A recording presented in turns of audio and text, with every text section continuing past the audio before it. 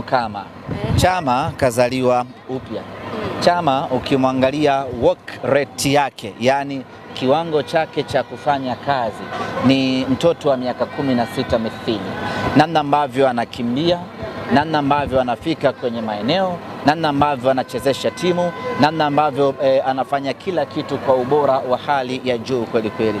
Leo alikuwa anapishana na Ino Loemba namba 8 na namba 10, lakini akawa anavunjikia kwa kibabage huku, anachukua mali kwa chini huku anaondoka nayo.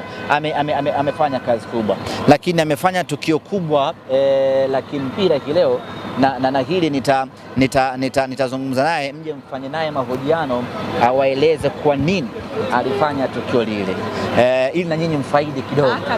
Unajua Simba timu ya watu. Baada ya kutokea penalti akachukua mpira akaupeleka kwa Rushain De Reuck na akamwa point Rushain, piga hiyo penalti, na imeonyesha ni kwa namna gani Chama anawaelewa wachezaji wenzie, anaelewa nani ana kiwango gani, nani ana uwezo gani, nani anaweza akafanya nini.